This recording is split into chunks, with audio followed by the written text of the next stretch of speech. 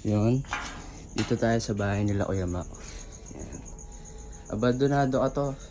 Abandonado na to kasi hindi na natitiran eh. Yan. Isang taon lang wala nakatira dito eh.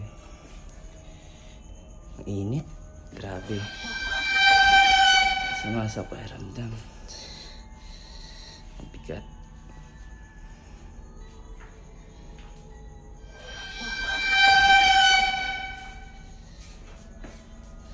Balita ako masama espiritu daw nandito eh. Tingnan natin.